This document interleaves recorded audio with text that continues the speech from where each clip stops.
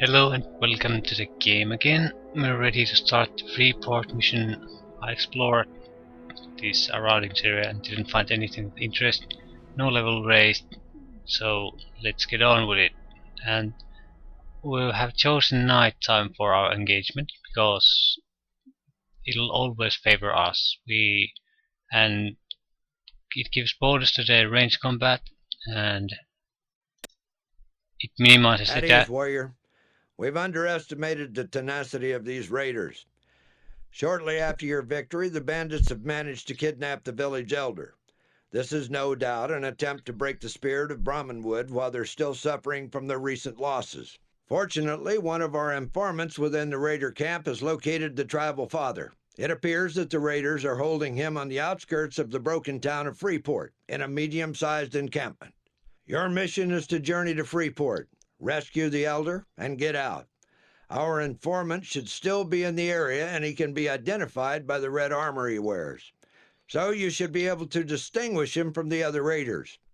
But remember, while the informant is paid handsomely for his services, he is not a brother of steel and will not stand by your side if matters get complicated. Gather your squad. You are to depart as soon as possible. Dismissed. Okay, look at the map.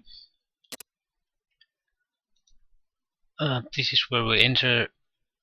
I think, yeah, this is the evacuation site, and this is somewhere where the village elder is. One of these tents. I think it's that one. This is where we find the informant, and there seems basically this is walled off, and it's some kind of group of ruins. This is a heavily patrolled area, so we'll have to sneak past it at some point, probably here because the informant is here. And there are alarms spread about the place, so there's a warning.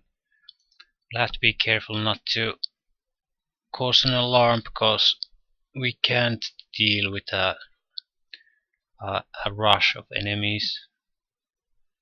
No way. Okay, we'll immediately pull back. Again, this is one time to talk about the map, if I already didn't mention.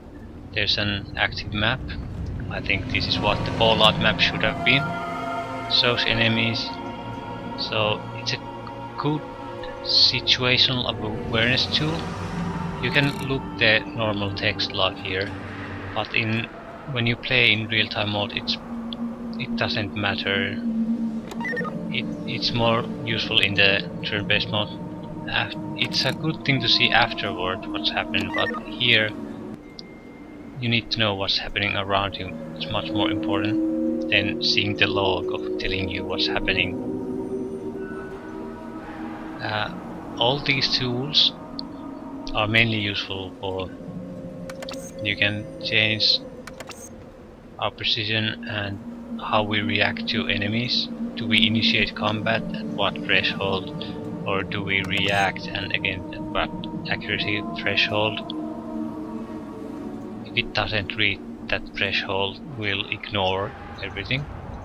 I have the accuracy threshold fairly low at 33%, and I'm aggressive, meaning I'll attack anything that I can.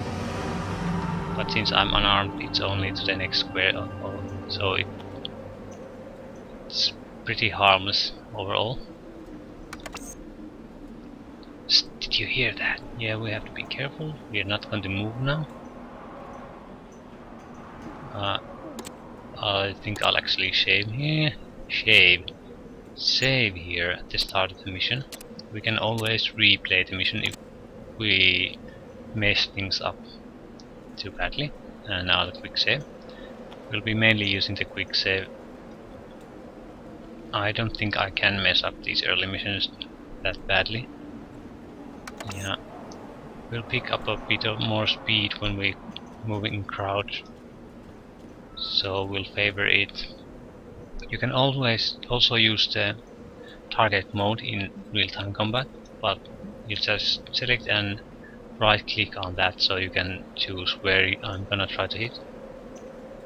I'll pick the head just to be in storage, I won't be using it, not against these type of enemies. I feel that the gain is not enough to warrant the extra action point cost, because the criticals are much weaker in here. If I aim for their eyes, they're not going to take like 100 points of damage every other hit like they do in Fallout 2. The critical chances don't magically reach that level just because you hit in the eyes. So I feel in this game upping your normal damage output is actually much preferable to just increasing critical chance.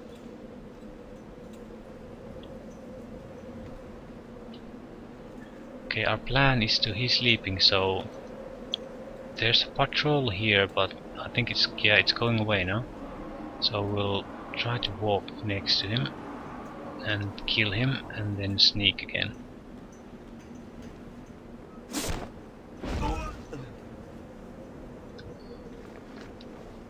The patrol won't react to this because they don't react to dead bodies. If they would have seen us doing this, then they would have probably run off and make an alarm. So it's in no way perfect, the AI, which is good for us.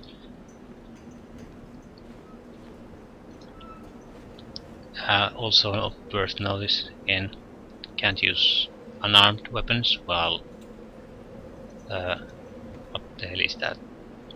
Prone position. Proning is I think melee weapons -4. It drastically drops your efficiency. We have to be careful here. I don't see the patrol, so we might run into them.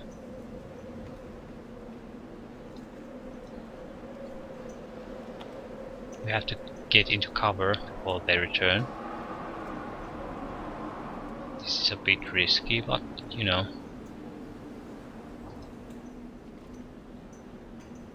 We'll stop moving now. Less chance of them spotting us. That one blonde little prisoner gives quite a ride. Yeah, they've been having fun with their prisoners.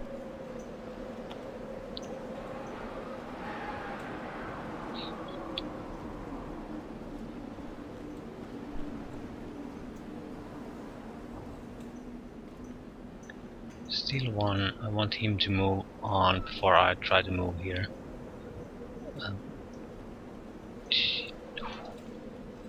It always scares me when they suddenly start running.